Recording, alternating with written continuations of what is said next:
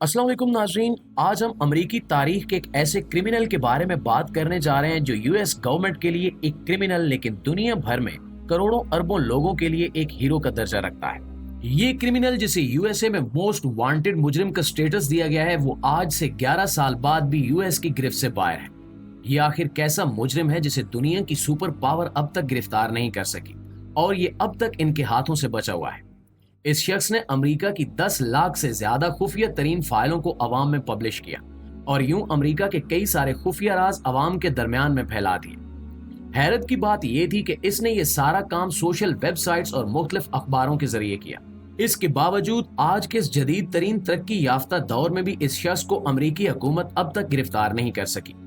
आखिर इसके पीछे वजूहात क्या हैं और इस शख्स ने अमेरिका के इन टॉप सीक्रेट इदारों और इसकी टॉप सीक्रेट फाइलों तक रसाई कैसे हासिल की, जबकि अमेरिकी इदारों की सिक्योरिटी इतनी सख्त है कि वहां आप असूल के खिलाफ एक छोटी सी सुई भी नहीं लेकर जा सकते।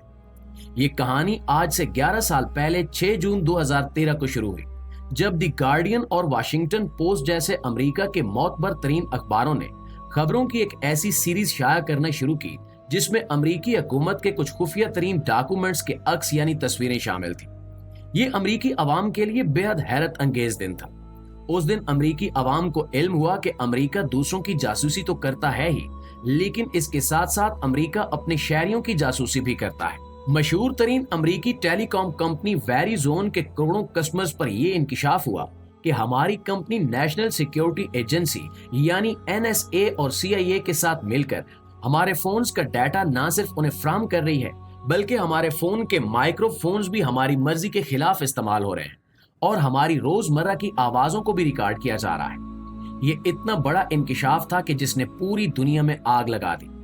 लेकिन ये सब शुरू कहां से हुआ और एडवर्ड स्नोडेन ने इतनी खतरनाक चीजों तक रसाई कैसे हासिल की, आइए इसके बारे में तफसील से जानते हैं। प्यारे दोस्तों, एडवर्ड स्नोडेन जिसने 2013 में ये लीक्स करना शुरू की तो उस वक्त वो 29 साल का था। इससे पहले 2004 में एडवर्ड ने अमेरिकी मिलिट्री ज्वाइन की और सिर्फ 1 साल बाद ही उसे छोड़कर मैरीलैंड यूनिवर्सिटी में सिक्योरिटी गार्ड की जॉब कर ली। ये शिफ्ट बड़ी हैरत अंगेज थी, लेकिन अब तक इसकी वजह सामने नहीं आ सकी कि उसने यूएस आर्मी की जॉब को छोड़कर एक यूनिवर्सिटी के सिक्योरिटी गार्ड की नौकरी क्यों पसंद की। खुद Edward Snowden high school drop out था, यानी उसने ग्रेजुएशन भी नहीं की हुई थी।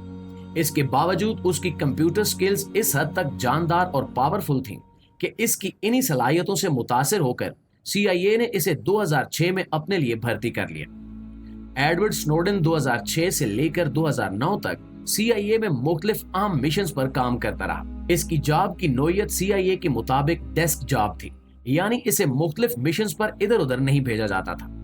2009 में इसने सीआईए को छोड़कर मशहूर तरीन अमेरिकी कंपनी डेल को ज्वाइन कर लिया।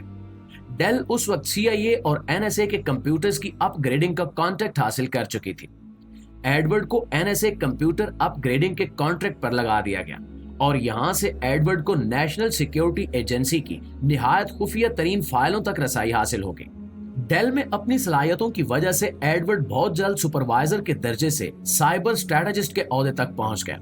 एक दिन टीवी पर उसने अपने बॉस को एक कांग्रेस हियरिंग के दौरान सुना। उस दिन कांग्रेस पे इंटेलिजेंस के मुद्दे पर बात हो रही थी।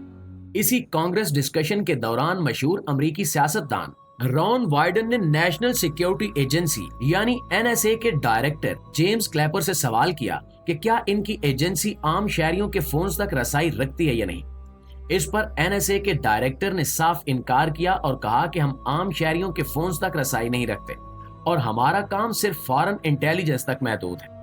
ये झूठ सुनना एडवर्ड के लिए खासा तकलीफ दे था और इस बात पर उसे बेतहाशा गुस्सा आया कि अमेरिका की आवाम को बेखबर रखकर इनके डाटा तक रसाई हासिल की जा रही है। इसी गुस्से की वजह से उसने 3 दिन बाद डेल में अपनी $2 लाख सालाना की जॉब छोड़ दी और चंद दिन बाद बूज एलन हैमिल्टन को ज्वाइन कर लिया।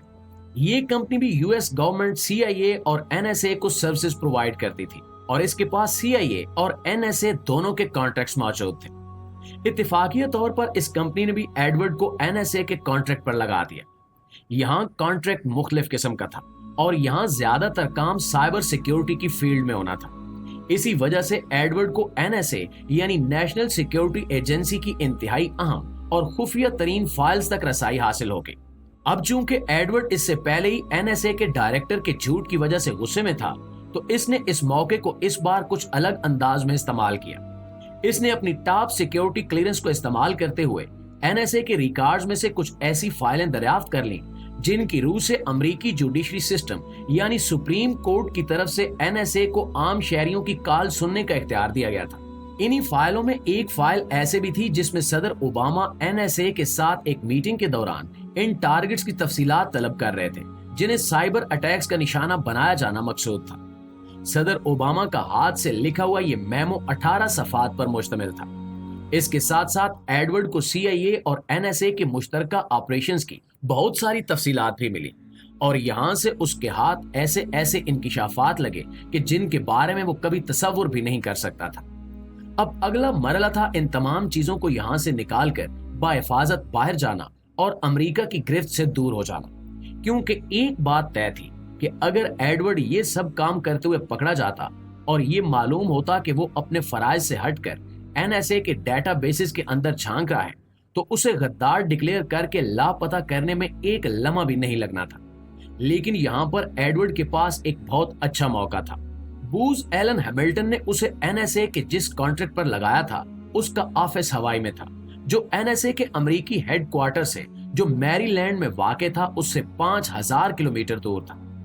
इन दोनों जगहों के दरमियान टाइम में 6 घंटे का फर्क भी था, यानी टाइम जोन डिफरेंट था। दूसरे अल्फाज में, जब एडवर्ड स्नोडन हवाई में अपने ऑफिस में काम शुरू करता था तब तक मैरीलैंड में मौजूद NSA के दफातर बंद हो चुके होते थे और तमाम वर्कर्स अपने अपने घरों को जा चुके होते थे। उसने इस मौके का खूब फायदा उठाया और थिन क्लाइंट सिस्टम नाम की सिक्योरिटी क्लियरेंस को बड़ी आसानी से तोड़ दिया।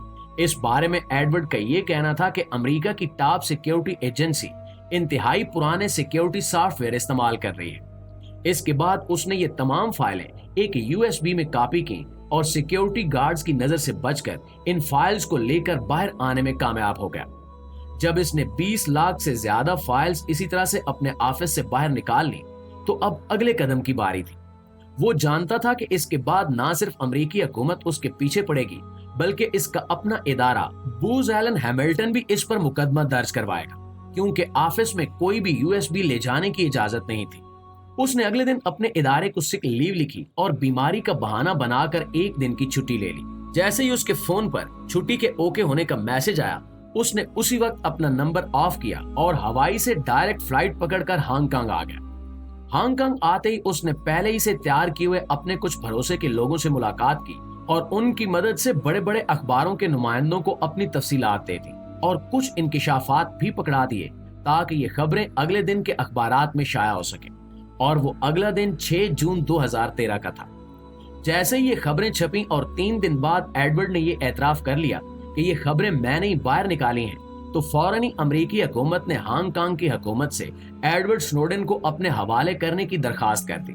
लेकिन एडवर्ड अपना काम पूरा कर चुका था और जानता था कि उसका अगला कदम क्या होना चाहिए।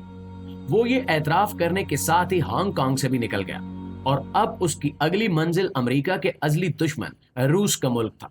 रशियन हुकूमत ने एडवर्ड स्नोडन को फौरन पॉलिटिकल पनाह दी और 2022 में रूस के सदर व्लादिमीर पुतिन ने एडवर्ड स्नोडन को मुस्तकिल बुनियादों पर रूस की शरीयत भी फराहम कर दी।